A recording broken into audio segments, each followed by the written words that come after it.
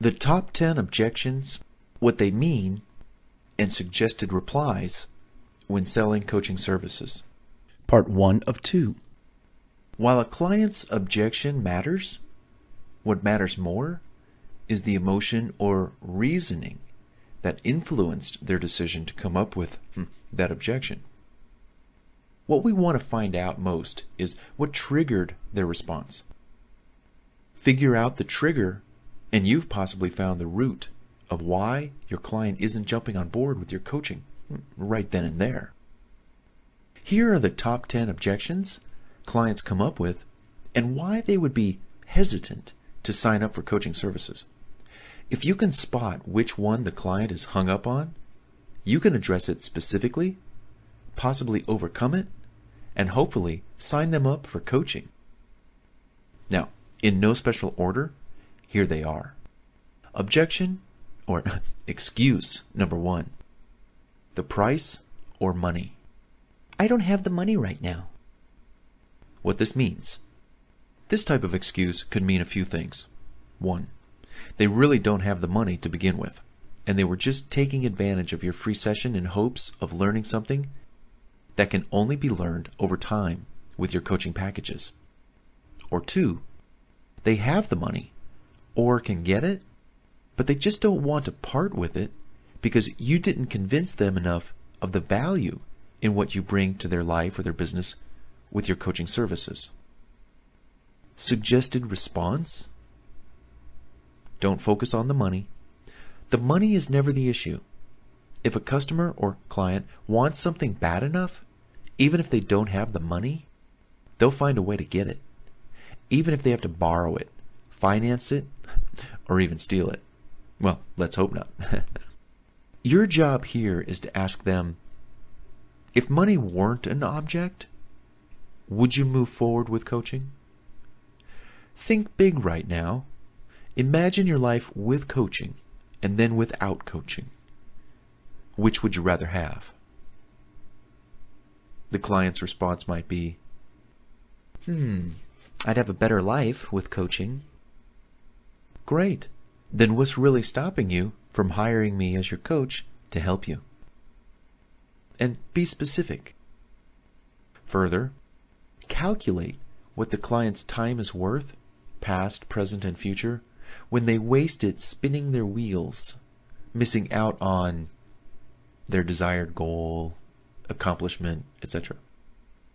Working alone, trying to accomplish their goal on their own, wasting time, energy, effort, money, and reply with,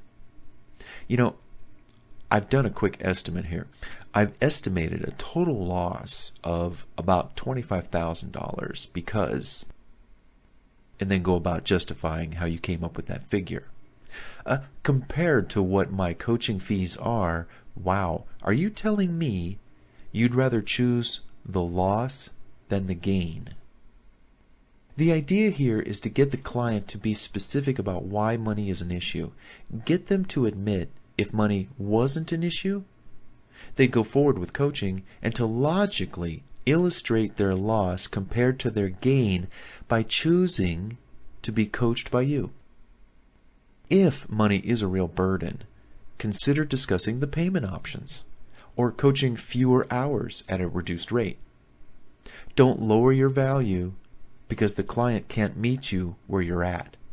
Offer a smaller piece of the coaching pie for a smaller price.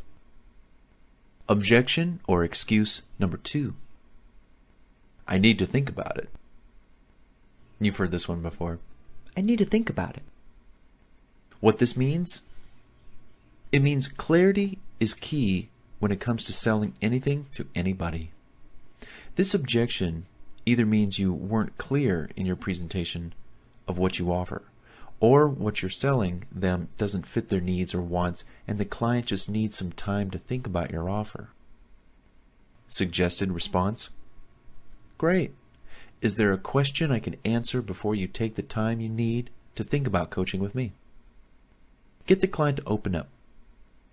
Then based on their response, you'll know which question to ask.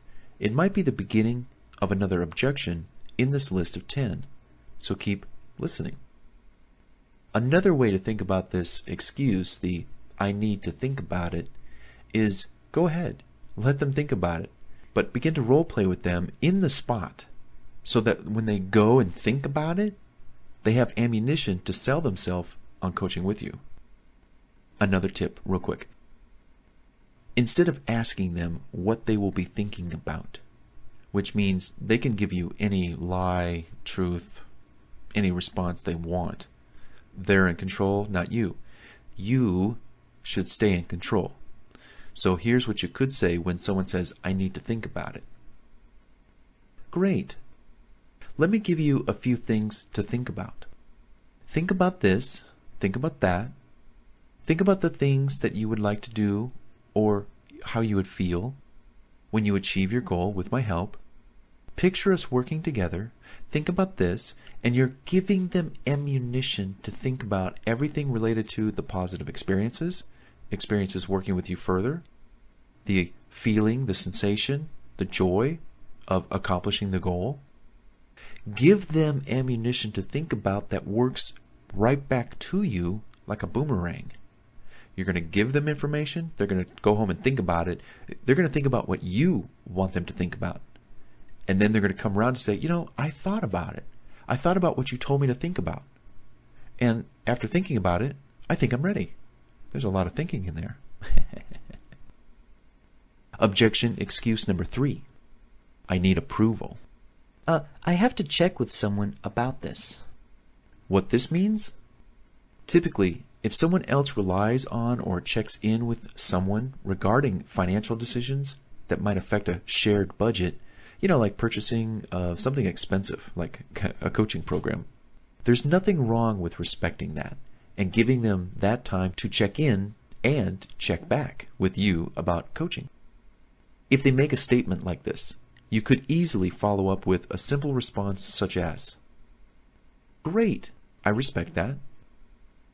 I have the same policy with my spouse, or whomever. For example, let's assume they were to give their blessing because they know how much this means to you. When would you like to start coaching?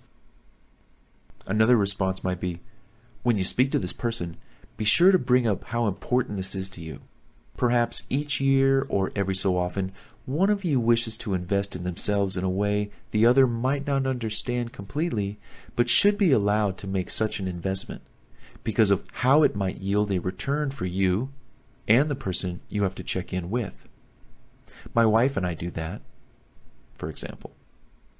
Each year, we allow each other a certain amount of money each that we could spend on ourselves and our own needs with the full support of the other person.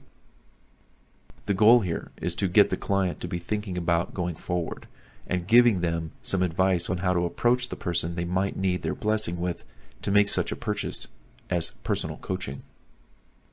Objection excuse number 4. The urgency is just not there. This isn't really important to me right now. What this means is, wow, you just spent an hour with them on the phone discussing their situation, desires, wants, and needs, and they must have spent at least an hour or more filling in that self-assessment form or questionnaire. What's really on their mind? Probably what's on their mind is you didn't impress them enough for them to see how worthy it is to make the time. Think about it. If you didn't make the positive impression and money wasn't an issue and they didn't need more information and they didn't need to check in with someone, why spend all that time prior to and on the phone with you? Could it be a nice way of saying, I really don't want to work with you. That's the real reason why I'm declining your coaching services. If you could read their mind, right? Granted, if they see how much commitment is involved and they really don't have the kind of time required to coach with you, then hey, you can respect that response. Otherwise, probe deeper. Suggested response. Okay, why so? Why isn't this really important to you right now? Keep your response brief and return to a question right back at them to open them up. If they don't open up, you don't have to prod anymore. You might ask one more question. I heard you talk about your desire to fill in the blank, such as reach a certain goal, achieve XYZ. Why the change of heart? How long have you been putting this off? How much time, energy, effort, money have you spent or will continue to spend before you reach or accomplish the goal? Listen to their response and respond accordingly. Objection, excuse number 5. Timing. The timing isn't really good for me right now. What this means is some people are ready to hire you immediately without question because the timing is perfect. Every now and then, you'll get someone who just says, well, after hearing what's all involved and what's required of me, all that homework, the time, I just don't think the timing for me is good right now to coach with you. Your suggested response? Hey, no problem. What's up? Again, keep your first response brief and respond with a quick question that opens them up for more discussion. You might respond later with, if timing weren't an issue, can you see yourself spending more time on achieving your goal with my help? Always keep them thinking in the future and seeing themselves working on their goal with you, even though they are objecting in the present. Perhaps they'll see working on their goal is important, and they may change their mind and their thinking sooner than later.